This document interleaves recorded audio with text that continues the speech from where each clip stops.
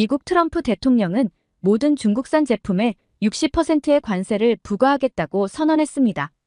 이에 중국 정부는 이미 비상대책을 마련하고 있습니다. 주요 원자재를 비축하고 미중 무역 의존도를 줄이기 위해 내수 시장을 더욱 확대하려는 전략을 준비하고 있는 움직임이 보이고 있습니다. 또 하나 놀라운 사실이 있었습니다. 한국이 중국 비자 면제 대상국으로 지정된 것입니다. 이는 중국이 한국과의 관계를 더욱 깊이 다지려는 의도가 담겨 있는 것이 분명합니다. 한국은 이제 세계가 인정하는 독립적이고 강력한 외교적 파트너로 자리 잡았으며 이러한 외교적 위상은 중국과 같은 강대국이 한국을 특별히 대우하는 이유이기도 합니다. 라고 말하는 경제 분석가가 있습니다. 대체 무슨 사연일지 오늘 사연 바로 시작하겠습니다. 안녕하세요. 저는 비비안 체스터라고 합니다. 영국에서 국제경제 분석가로 일하고 있으며 세계 각국의 경제 동향과 외교 정책을 연구하는 일을 하고 있습니다. 저는 미국 대선 시즌을 맞아 매일같이 뉴스와 보고서를 읽고 있습니다. 영국에서 경제 분석가로 일하는 저로선 세계 경제와 국제관계에 미칠 파급 효과를 고려해 치밀한 예측을 해야만 하는데 특히 이번에는 불안함이 짙게 느껴집니다. 바로 도널드 트럼프 전 대통령의 재등장 때문이죠. 그의 대선 캠페인은 여전히 파격적이고 과감합니다. 트럼프가 다시 대통령이 된다면 그가 펼칠 정책이 어떤 결과를 가져올지 상상해 봤을 때 저도 모르게 긴장하게 됩니다. 그의 이전 임기 동안 가장 큰 영향을 받았던 국가는 다름 아닌 중국이었습니다. 미국과 중국이 치열하게 맞붙었던 무역전쟁은 아직도 잊히지 않습니다. 특히 중국산 제품에 대한 고율 관세를 도입하며 전 세계 경제를 흔들었던 기억이 생생합니다. 중국과의 경제관계가 단순히 수치로 환산될 문제가 아니라는 점을 우리는 그때 생생히 깨달았죠. 트럼프는 이미 재집권 시 모든 중국산 수입품에 60%의 관세를 부과하겠다는 선언을 했습니다. 이건 단순한 위협이 아니었습니다. 그가 말하는 관세 인상은 현실적이고 구체적인 계획처럼 들렸습니다. 중국은 현재 그야말로 초긴장 상태입니다. 예상되는 경제적 타격이 막대하다는 건 그들도 알고 있을 겁니다. 특히 수출에 크게 의존하는 중국 경제는 이런 고율 관세 앞에서 상당한 손실을 피할 수 없을 겁니다. 수출 둔화가 가속화되면 경제 성장률이 최대 2.5%포인트 하락할 것이란 분석이 돌고 있습니다. 그런 상황을 지켜보며 저는 이번 대선이 단순히 미국 내 문제에 그치지 않고 세계 경제에 돌이킬 수 없는 영향을 미칠 수 있겠다는 생각을 하게 됩니다. 저는 한동안 그런 생각에 잠겨 있었습니다. 트럼프가 재집권하게 되면 중국은 어떻게 버텨낼까? 그리고 세계는 또다시 무역전쟁의 소용돌이에 빠져들게 될까? 저는 가장 먼저 트럼프 전 대통령의 재집권 가능성이 중국에 미치는 영향을 깊이 파고들기 시작했습니다. 관세 인상이 초래할 충격이 얼마나 클지 알게 된 후 자연스럽게 중국의 대응 전략이 궁금해졌기 때문입니다. 중국 경제는 전 세계의 공급망을 연결하고 있으며 특히 미국과의 무역 의존도도 높아 미국의 관세 정책 변화에 크게 영향을 받을 수밖에 없습니다. 트럼프가 말한 모든 중국산 제품에 대한 60% 관세가 현실화될 경우 중국 경제는 중대한 도전에 직면하게 될 겁니다. 이번에는 중국의 대응이 어떤 식으로 이루어질지 매우 흥미로웠습니다. 저는 중국 내 경제 관계자들과 전문가들의 반응을 조사해 보았습니다. 그들은 트럼프의 재집권 가능성을 예의주시하며 그가 다시 돌아오면 경제적 충격이 불가피하다는 입장을 표명하고 있었습니다. 몇몇 보고서에서는 중국 정부가 이미 비상대책 마련에 나섰다는 언급도 있었습니다. 주요 원자재를 비축하고 미중 무역 의존도를 줄이기 위해 내수 시장을 더욱 확대하겠다는 전략을 준비하고 있다는 겁니다. 이런 움직임을 지켜보면서 저는 중국의 긴장감이 단순한 예측이 아닌 현실적으로 다가오는 위협에 대한 대비라는 것을 실감하게 되었습니다. 그리고 또 한 가지 흥미로운 점은 중국이 특정 국가에 대해 비자 면제 정책을 도입한 배경이었습니다. 일부 아시아와 유럽 국가들에 대해 무비자 입국을 허용한 중국의 의도가 명확해 보였습니다. 외국인 관광객의 유입을 통해 내수 시장을 활성화하려는 것입니다. 저는 중국의 관광업이 코로나19 이후 여전히 큰 타격을 입고 있다는 점을 알기에 외국인 관광객 유치는 실질적인 경제적 필요를 해결하는 방법 중 하나라고 생각했습니다. 그런데 여기서 또 하나 놀라운 사실이 있었습니다. 한국이 비자 면제 대상국 중 하나로 지정되었다는 점입니다. 중국이 한국을 전략적으로 중요한 대상으로 여긴다는 의미로도 해석될 수 있었습니다. 한동안 저는 이 부분에 대해 깊이 생각하게 되었습니다. 비자 면제 조치 하나로 단순히 경제적 교류만을 노리는 게 아니라 한국과의 관계를 더욱 깊이 다지려는 의도가 담겨 있을 수 있다는 생각이 들었기 때문입니다. 저는 이런 중국의 전략이 한국의 입장에서 얼마나 유리할 수 있을지 궁금했습니다. 미국과 중국이 격돌하는 가운데 한국은 어떻게 이 상황을 활용해 자국의 이익을 극대화할 수 있을까? 한국은 미국과 긴밀한 경제적 파트너십을 유지하고 있습니다.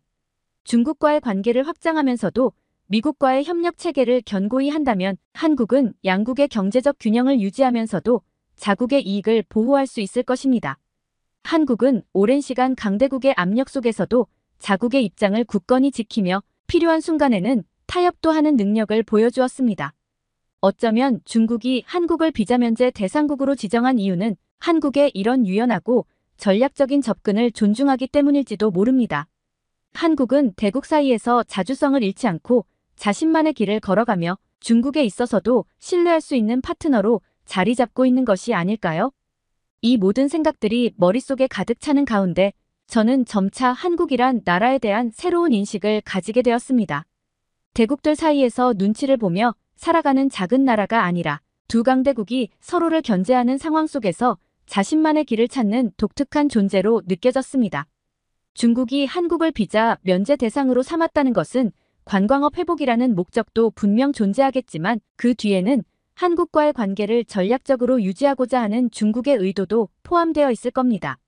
저는 여기서 중국이 한국을 통해 어떻게 득을 보고자 하는지 그리고 한국이 이 상황을 어떻게 활용할 수 있을지를 고민하게 되었습니다. 한국은 이미 반도체와 배터리, 전자제품에서 세계적 위치를 차지하고 있습니다. 특히 반도체 분야에서의 경쟁력은 미국뿐만 아니라 중국에게도 매우 중요한 요소로 작용하고 있죠. 중국이 반도체 자급자족을 이루기 위해 노력하고 있지만 아직까지 한국의 기술력에는 미치지 못하는 실정입니다. 그 때문에 한국은 경제적으로뿐만 아니라 기술적으로도 상당한 전략적 가치를 갖고 있는 셈입니다. 또 한 가지 눈여겨볼 부분은 한국이 미중 갈등 상황에서 독자적인 입지를 지키고 있다는 점입니다. 대부분의 나라가 두 강대국 사이에서 어느 한쪽에 기울기 쉬운데 한국은 자국의 이익을 최우선으로 고려하며 어느 한편에 치우치지 않는 균형 감각을 보여주고 있습니다. 중국의 관점에서 이런 한국은 대단히 매력적인 파트너일 겁니다. 만약 한국이 미국과의 관계에서만 집중해 중국을 등한시했다면 중국은 한국을 비자 면제 대상으로 쉽게 지정하지 않았을 가능성이 큽니다. 사실 한국의 입장에서는 이 상황을 충분히 유리하게 활용할 수 있습니다. 한국은 이미 미국과 탄탄한 동맹 관계를 유지하고 있으며 중국과의 경제 관계를 확대함으로써 더욱 견고한 경제적 입지를 다질 수 있습니다. 저는 한국이 아시아 내에서 어떤 전략적 역할을 하고 있는지 깨닫게 되었습니다.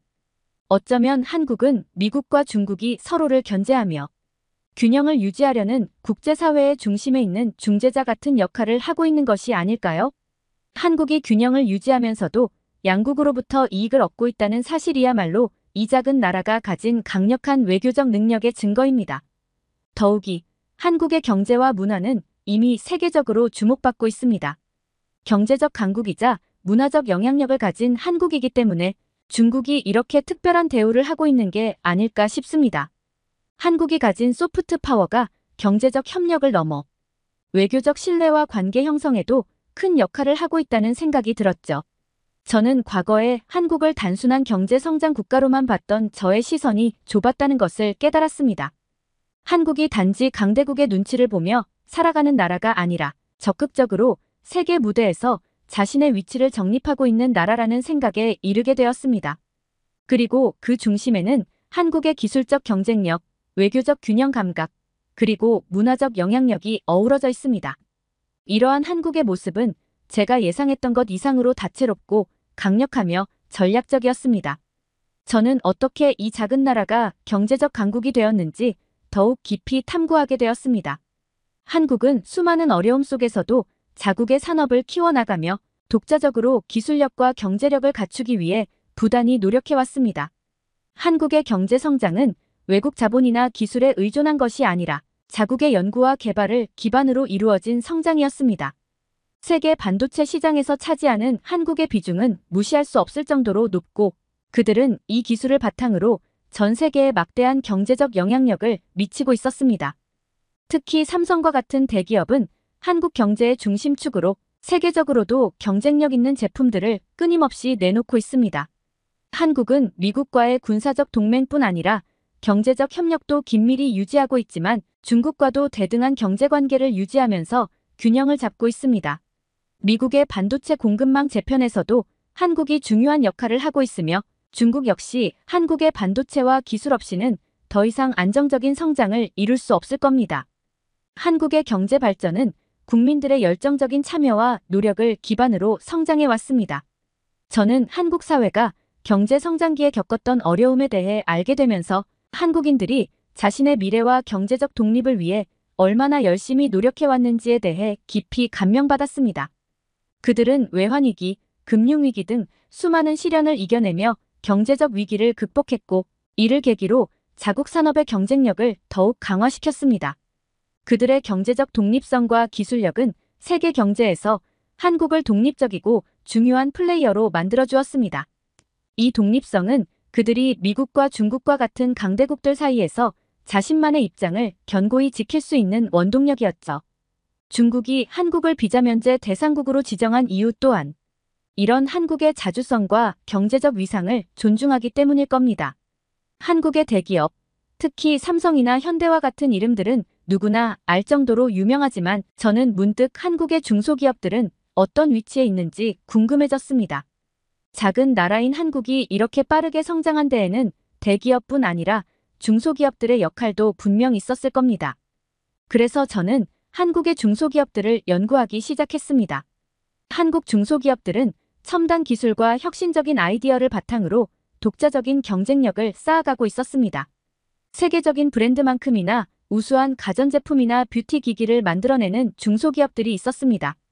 그들은 단순히 대기업의 하청업체로만 머무르지 않고 독창적인 제품을 개발하며 전 세계 소비자들의 마음을 사로잡고 있었습니다.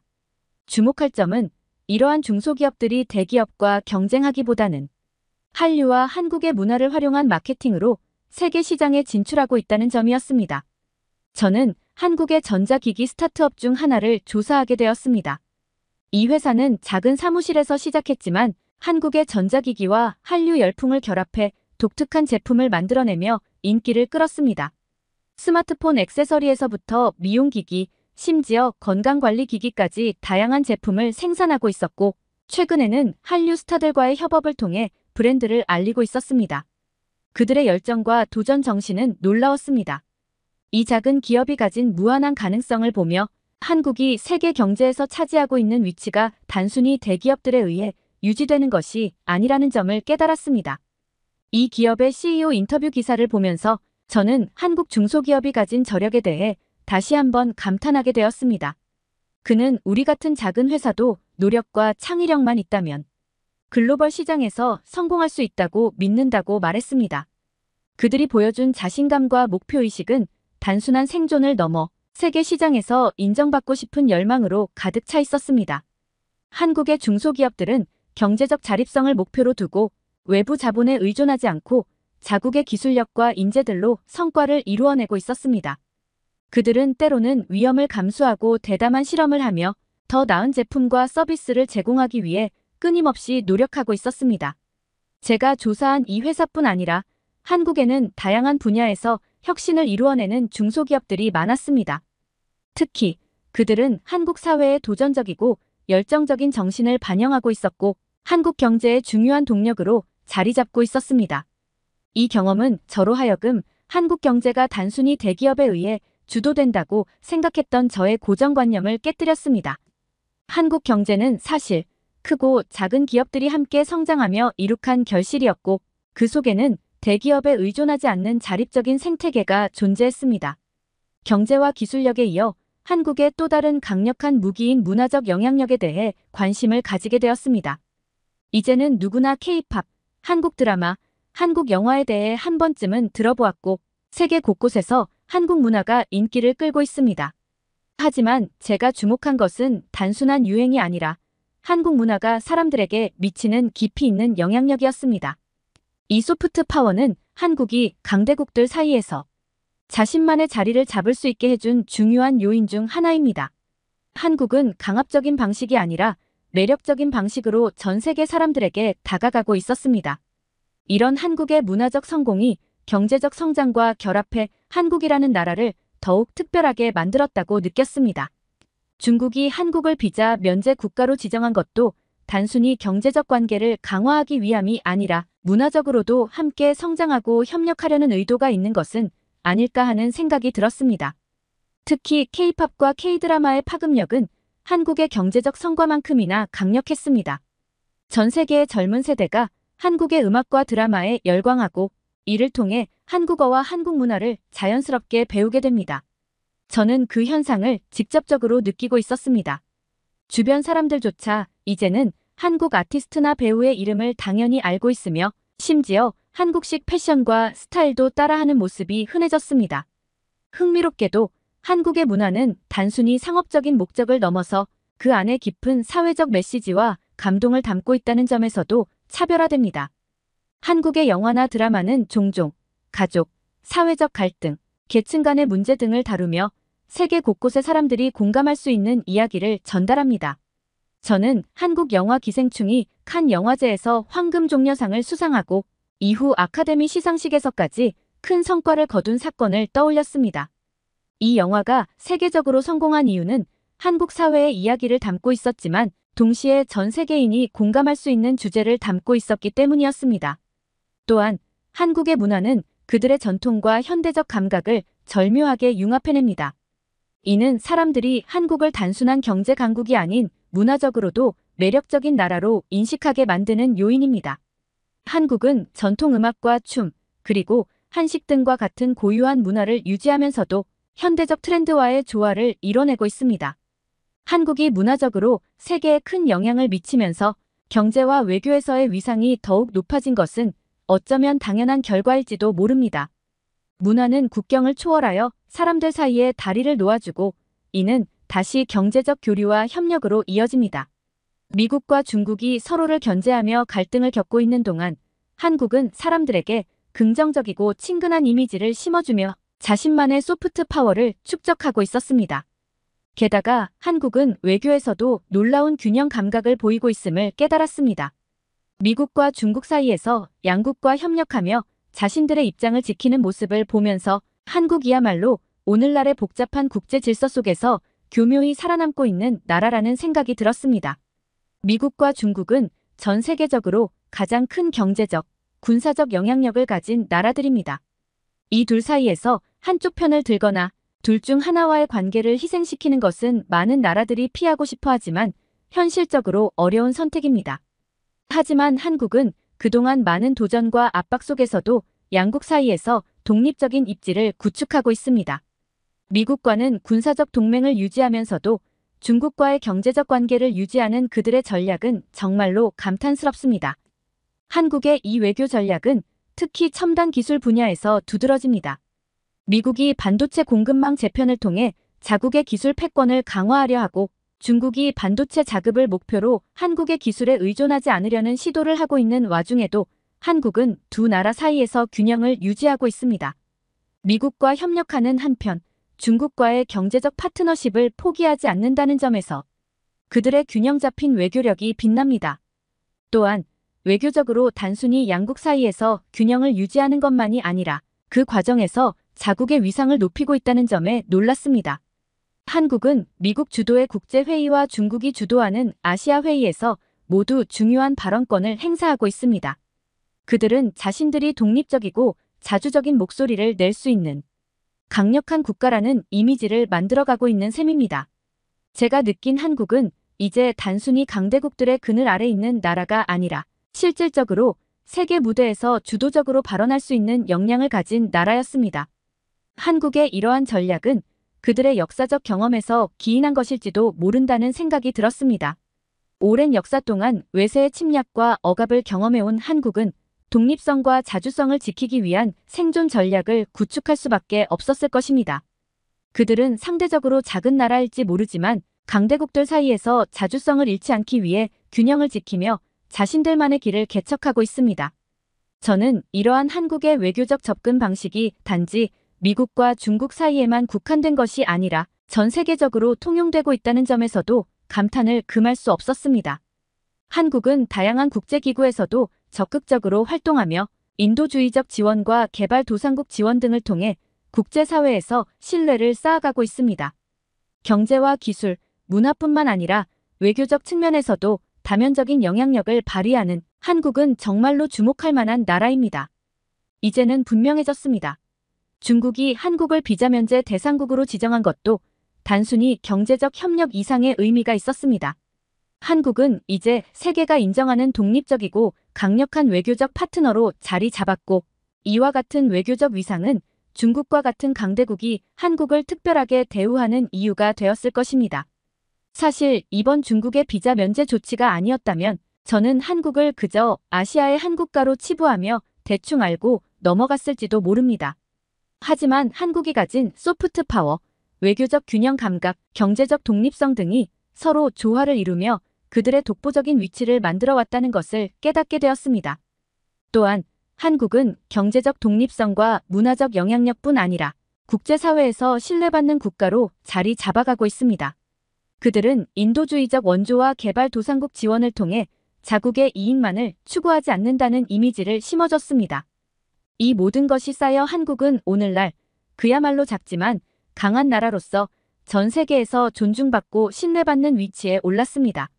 제가 알던 한국은 더 이상 작은 나라가 아니라 독립적으로 자신을 보호하며 자주적인 발언권을 가진 국가였습니다. 이제는 분명해졌습니다. 한국의 위상은 단지 경제적 성공에 그치는 것이 아니라 그들만의 독립적이고 균형 잡힌 외교적 위치와 강한 소프트 파워에 기반하고 있었습니다. 어쩌면 한국은 앞으로 더 많은 강대국들로부터 이와 같은 존중과 우대를 받을지도 모릅니다. 저는 한국이 강대국들 사이에서 앞으로도 그들만의 길을 걸어가리라 확신하게 되었습니다. 한국의 이야기는 제가 다시금 세계를 바라보는 눈을 넓혀주었습니다. 한국이 보여준 자주성과 강한 의지에 감탄하며 그들의 미래가 어떻게 펼쳐질지 기대가 됩니다. 두 번째 사연 시작합니다. 전 세계의 언어가 하나로 통일된다면 한국어만 살아남을 것이라고 주장하는 미국 하버드 언어학 교수가 있습니다. 그 교수는 한글을 연구하면서 전 세계 어떤 문자보다도 한글이 대단하다고 주장하고 있는데요. 대체 무슨 사연일지 오늘 사연 바로 시작하겠습니다. 언어의 세계는 참으로 신비롭습니다. 수많은 언어가 존재하지만 그 중에서도 제 인생을 완전히 뒤바꿔 놓은 언어가 있어요. 바로 한국어입니다. 제 이름은 마이클 스미스예요. 하버드 대학교에서 언어학을 가르치는 교수죠. 언어의 구조와 역사를 연구하는 게 제 일상이에요.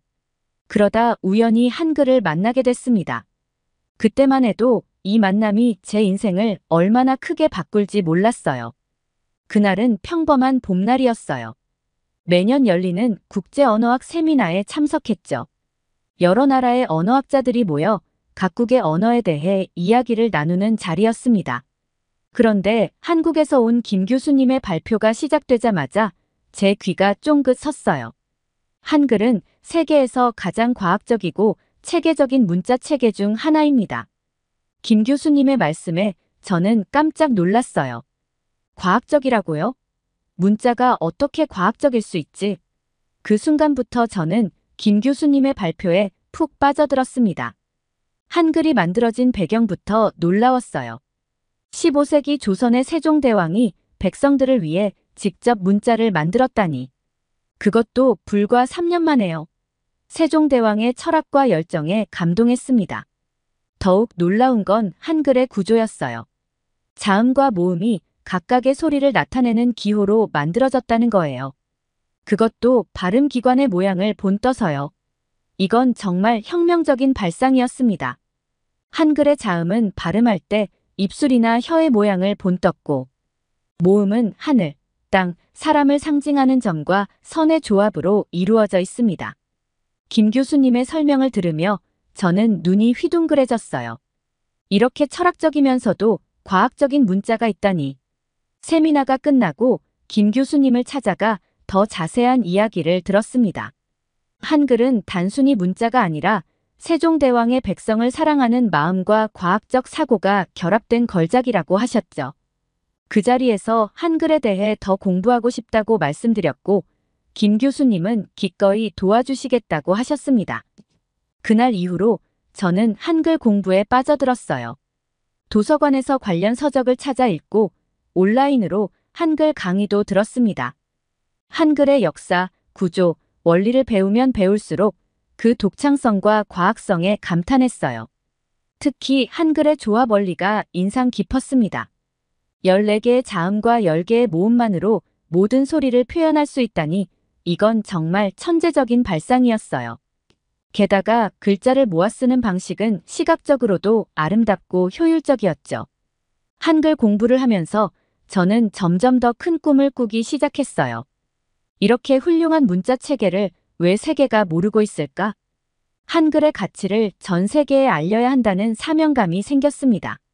저는 한글에 대한 본격적인 연구를 시작하기로 결심했고, 하버드 대학교에 한글 연구 프로젝트를 제안했고, 다행히 승인을 받았습니다. 먼저 한글의 창제 원리부터 파고들었어요. 훈민정음 해례본이라는 책을 구해 읽기 시작했습니다. 물론 한문으로 쓰여 있어서 번역본을 봐야 했지만 그 내용은 정말 놀라웠어요. 세종대왕과 집현전 학자들의 깊은 철학과 과학적 사고가 고스란히 담겨 있었거든요. 한글의 자음은 발음기관의 모양을 본떴다. 라는 구절을 읽었을 때 전율을 느꼈습니다. 이게 바로 언어학적 혁명이구나. 소리와 문자의 관계를 이렇게 직관적으로 표현한 문자는 세계 어디에도 없었으니까요. 한글의 과학성을 더 깊이 이해하기 위해 음성학과 의문론 서적도 파고들었어요. 놀랍게도 한글은 현대 언어학의 원리를 500년이나 앞서 구현하고 있었습니다. 자음과 모음의 체계적 배열, 음소 문자의 개념, 음절 구조의 반영. 이 모든 것이 15세기에 이미 완성되어 있었다니. 특히 한글의 자음 체계가 인상적이었어요. 기본 자음을 바탕으로 가획의 원리를 통해 새로운 자음을 만들어내는 방식이 너무나 논리적이고 체계적이었거든요. 이건 마치 주기율표처럼 과학적인 구조였습니다. 세종대왕과 그 시대의 학자들이 얼마나 뛰어난 지성을 가졌는지 새삼 깨닫게 됐죠. 한글의 조합 원리도 깊이 파고들었습니다. 초성, 중성, 종성을 조합해 하나의 글자를 만드는 방식이 얼마나 효율적인지 분석해봤어요. 고작 24개의 기본 글자로 수천 개의 음절을 만들어낼 수 있다니 이건 정말 천재적인 발상이었습니다. 연구를 거듭할수록 한글에 대한 경외심이 커져갔어요. 동시에 이런 훌륭한 문자 체계가 세계적으로 잘 알려지지 않은 것에 대한 안타까움도 커졌습니다. 한글의 우수성을 객관적으로 입증할 수 있는 연구를 시작해야겠다고 생각했어요. 다른 문자 체계와의 비교 연구를 통해 한글의 과학성과 효율성을 수치화하고 싶었습니다. 먼저 알파벳, 한자, 아랍 문자 등 주요 문자 체계와 한글을 비교 분석했어요. 문자 습득의 용이성, 표현의 정확성, 조합의 효율성 등 다양한 측면에서 비교했죠. 결과는 놀라웠습니다. 한글은 거의 모든 측면에서 다른 문자 체계를 압도했어요. 특히 문자 습득 속도면에서 한글은 타의 추종을 불허했습니다. 기본 원리만 이해하면 누구나 쉽게 읽고 쓸 수 있다는 점이 한글의 가장 큰 강점이었어요. 이는 세종대왕의 한글 창제 목적과 정확히 일치하는 결과였죠. 이 연구 결과를 정리해 논문을 썼어요. 한글 세계 최고의 과학적 문자 체계라는 제목으로요.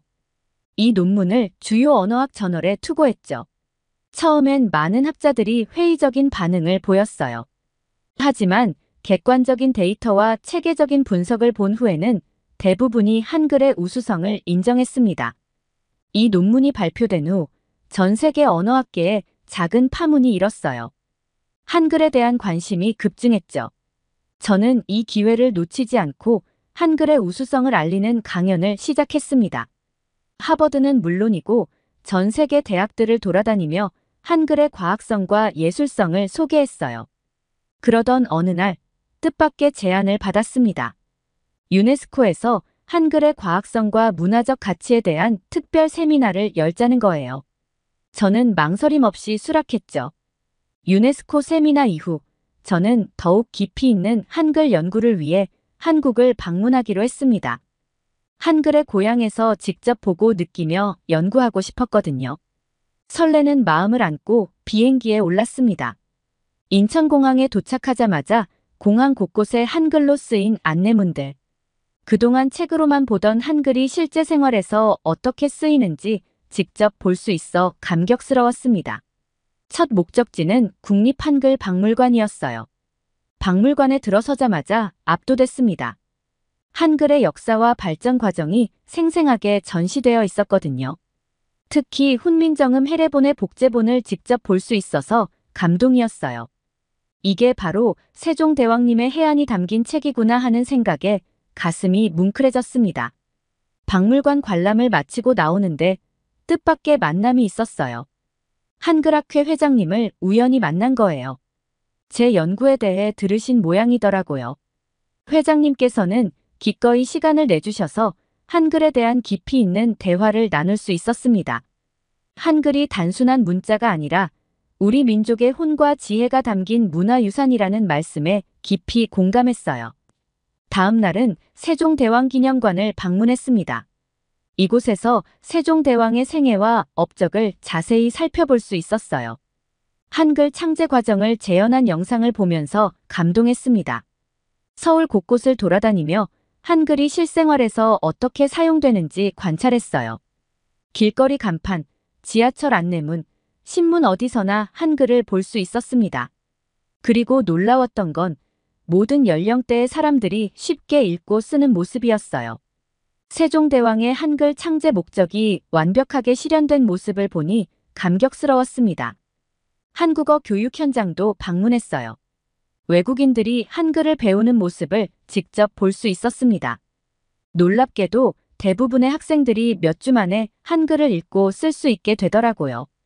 이건 정말 획기적인 일이었습니다. 다른 문자였다면 이렇게 빨리 배울 수 있었을까? 하는 생각이 들었어요. 한국에서의 시간은 눈 깜짝할 사이에 지나갔습니다. 하지만 이 짧은 기간 동안 얻은 것들은 정말 값졌어요. 책으로만 공부하던 한글을 직접 보고, 듣고, 느낄 수 있었거든요. 한국에서 돌아온 후 저는 더욱 열정적으로 한글 연구에 매진했어요. 하버드 대학에서 한글 관련 세미나를 개최하고 연구 결과를 정리해 논문도 발표했습니다. 한글 과학적 문자 체계의 재조명이라는 제목의 논문이었어요. 이 논문이 발표되자 언어학계에서 다양한 반응이 나왔습니다. 많은 동료 학자들이 긍정적인 피드백을 주었지만 동시에 비판적인 의견도 있었어요. 특히 중국의 한 언어학자가 제 연구에 대해 강한 의문을 제기했습니다. 그의 이름은 워 칭타오였어요. 어느 날 국제언어학 컨퍼런스에 초청받았습니다. 제 논문에 대해 발표하고 토론하는 자리였죠. 발표는 순조롭게 진행됐고 청중들의 반응도 대체로 좋았어요. 그런데 질의응답 시간에 예상치 못한 일이 벌어졌습니다. 갑자기 한 남자가 소리를 지르며 일어섰어요. 당신의 주장은 완전한 거짓말입니다. 그의 눈빛에서 광기가 느껴졌습니다. 바로 워 칭타오였어요. 그는 계속해서 소리를 질렀습니다. 한글은 독창적인 문자가 아닙니다. 모두 우리 한자에서 훔쳐 만든 거예요. 한글의 모든 글자가 한자의 변형이라며. 심지어 세종대왕이 중국 문헌을 훔쳐 한글을 만들었다는 황당한 주장까지 늘어놓았죠. 저는 침착하게 대응하려 노력했어요. 선생님, 그런 주장에 근거가 있으신가요? 라고 물었습니다. 그러자 그는 더욱 격앙된 목소리로 외쳤어요. 근거라고요? 당신 눈에는 안 보이나요? 기억은 한자 기에서 온 거예요. 이건 너무나 명백합니다. 자, 잘 보세요. 기억의 모양이 기의 왼쪽 부분과 얼마나 닮았습니까?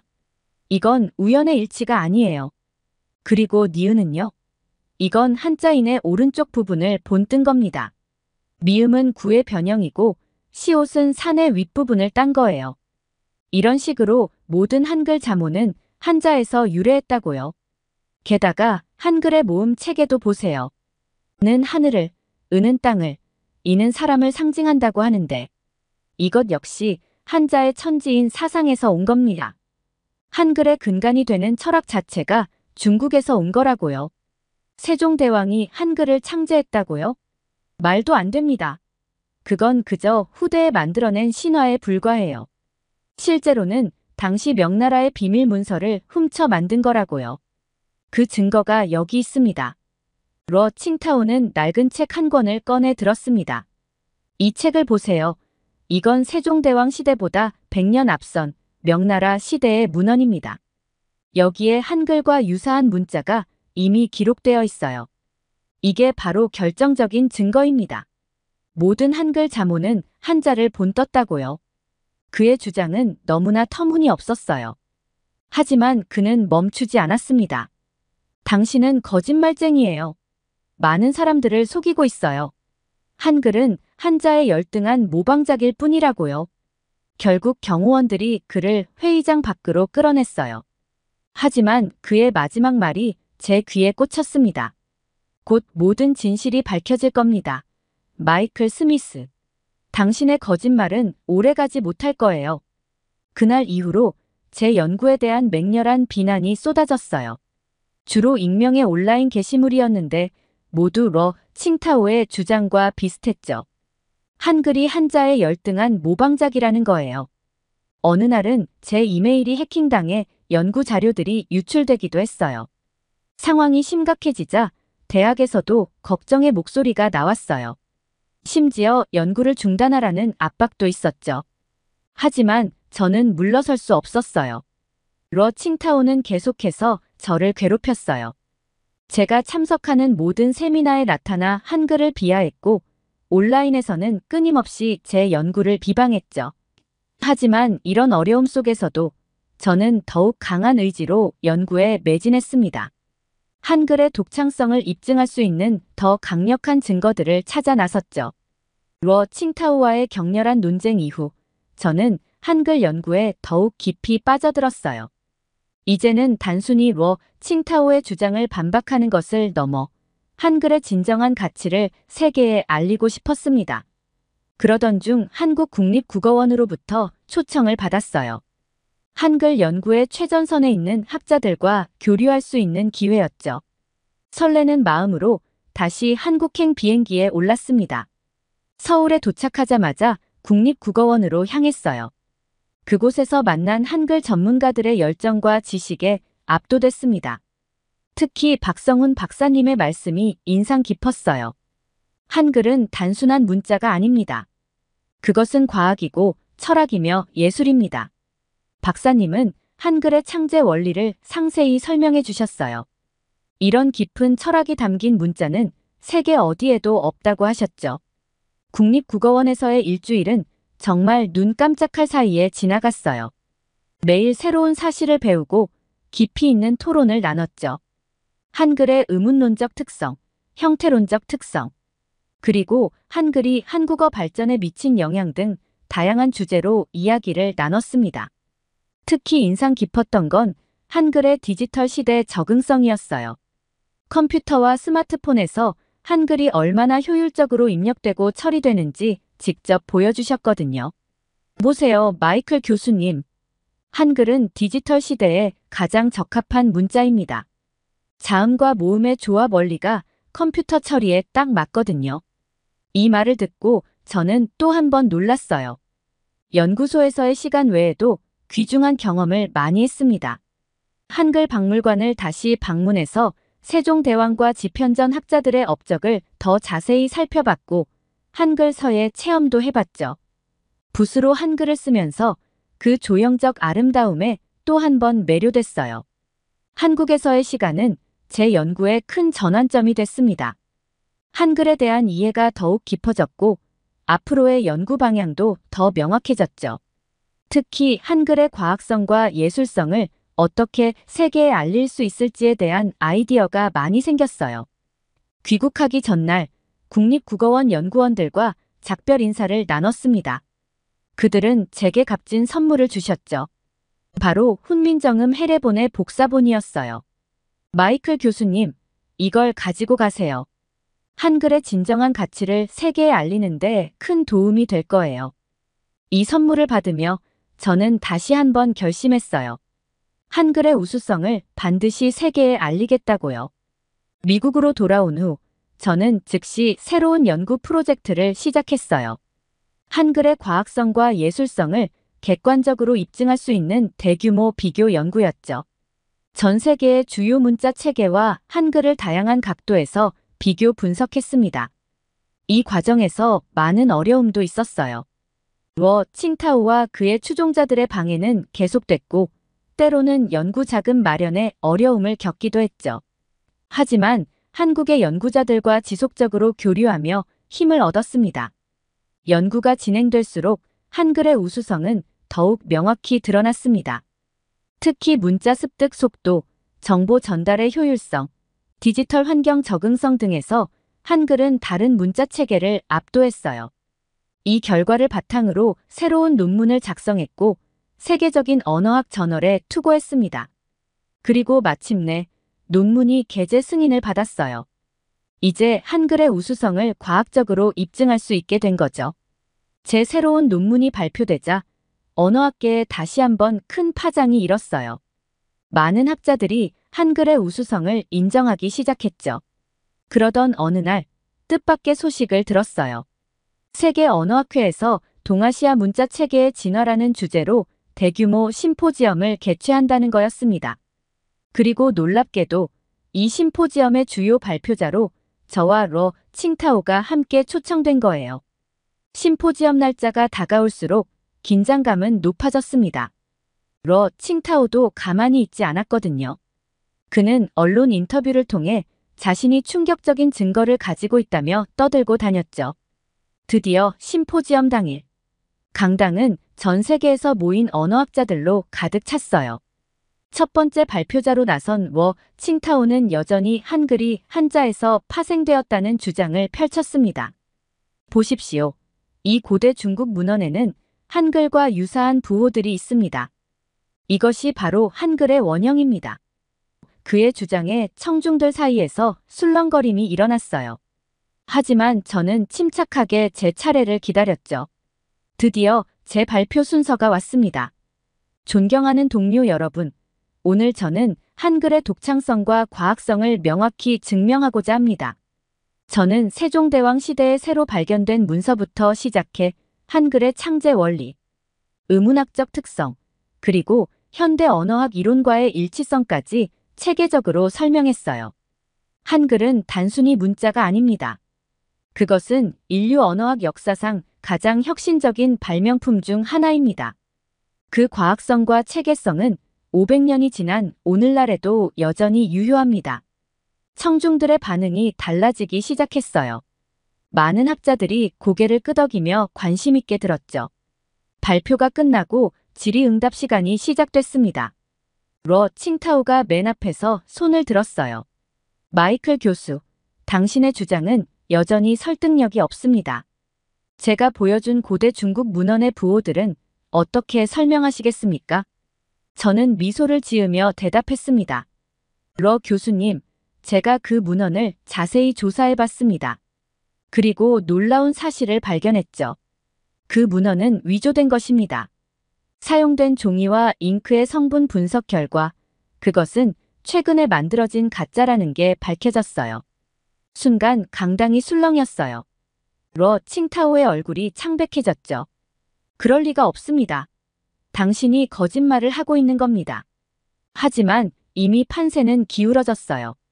다른 학자들도 제 주장에 동의하기 시작했고 칭타오의 주장에 의문을 제기하기 시작했죠. 심포지엄이 끝난 후 많은 학자들이 저에게 다가와 축하의 말을 건넸어요. 마이클 교수님, 정말 훌륭한 발표였습니다. 한글의 가치를 새롭게 인식하게 되었어요. 심지어 중국 학자들 중 일부도 제게 와서 이렇게 말했습니다. 우리도 칭타오의 주장에 의구심을 가지고 있었습니다. 교수님 덕분에 진실이 밝혀져 다행이에요. 이 심포지엄은 제 연구 인생의 큰 전환점이 되었어요. 한글의 우수성이 국제학계에서 공식적으로 인정받게 된 거죠. 그리고 칭타오의 허위 주장은 완전히 무너졌습니다. 세계 언어학회 심포지엄 이후 제 인생은 완전히 달라졌어요. 한글 연구는 이제 단순한 학문적 관심을 넘어 제 삶의 중심이 되었습니다. 그리고 이 과정에서 저는 학자로서, 한 인간으로서 크게 성장했어요. 국제적인 연구 프로젝트를 이끌게 되면서 리더십 능력이 크게 향상됐습니다. 서로 다른 문화와 배경을 가진 학자들과 협력하는 과정은 쉽지 않았지만 그만큼 보람 있었죠. 저는 새로운 프로젝트를 시작했어요. 바로 문맹 퇴치를 위한 국제 프로그램이었죠. 한글의 과학적 원리를 활용해 쉽게 배울 수 있는 문자 교육 시스템을 개발한 거예요. 아프리카의 한 교육부 장관이 마이클, 이 프로그램 정말 훌륭해요. 우리나라의 문맹 퇴치에 큰 도움이 될 것 같아요. 라고 말했을 때 저는 가슴이 뭉클했습니다. 제 연구가 실제로 누군가의 삶을 변화시킬 수 있다는 사실에 큰 보람을 느꼈죠. 또한 이 과정에서 저는 문화의 다양성과 상호 존중의 중요성을 깊이 깨달았어요. 한글 연구를 통해 한국 문화를 이해하게 되면서 다른 문화에 대한 이해와 존중의 마음도 커졌거든요. 이런 생각은 제 삶의 철학이 되었고 이를 학생들에게도 전하기 시작했어요. 하버드 대학에서의 강의는 이제 단순한 언어학 수업을 넘어 문화 간 이해와 소통에 대한 수업으로 발전했죠. 한글은 단순한 연구 대상이 아니었어요. 그것은 저를 변화시키고 세상을 새롭게 볼 수 있게 해준 렌즈였죠. 한글을 연구하면서 깨달은 점은 전 세계 어떤 문자보다도 한글이 대단하다는 것입니다. 한글은 제작 원리가 놀랍도록 과학적이에요. 자음은 발음 기관의 모양을 본떴고 모음은 우주의 기본 요소를 상징해요. 이런 원리는 인간의 언어 능력과 자연스럽게 연결돼 있죠. 어떤 언어권의 사람이라도 이 원리만 이해하면 쉽게 한글을 배울 수 있습니다. 기본 자모 24자로 모든 소리를 표현할 수 있죠. 이는 전 세계 어떤 언어의 음소도 한글로 표기할 수 있다는 뜻이에요. 새로운 소리가 필요하다면 기존 글자를 응용해 만들 수도 있고요. 한글은 디지털 시대에 가장 적합한 문자예요. 컴퓨터 처리가 쉽고 효율적이죠. 자판 입력도 간단하고 화면 표시도 선명해요. 이는 미래 기술 발전에도 잘 대응할 수 있다는 뜻이죠. 한글은 배우기 쉽고 익히기 빨라서 문맹 퇴치에 큰 도움이 될 수 있죠. 전 세계 모든 사람이 쉽게 배우고 사용할 수 있는 문자, 그게 바로 한글이에요. 물론 이런 주장에 반대하는 사람들도 있을 거예요. 하지만 객관적인 연구 결과들이 한글의 우수성을 뒷받침하고 있어요. 전 세계 언어학자들과 함께한 비교 연구에서도 한글은 항상 최상위를 차지했죠. 만약 전 세계의 문자가 하나로 통일된다면 한글이 그 자리를 차지할 가능성이 가장 높아요. 한글은 과학성, 보편성, 효율성, 그리고 인도주의적 가치를 모두 갖춘 유일한 문자 체계니까요. 앞으로 미래는 한글을 통해 언어의 장벽을 넘어설 수 있을 것이라고 생각합니다. 오늘 사연이 재미있으셨다면 구독과 좋아요, 알림 설정까지 부탁드립니다. 더 재미있는 사연으로 돌아오겠습니다. 이상 감동 탐험이었습니다.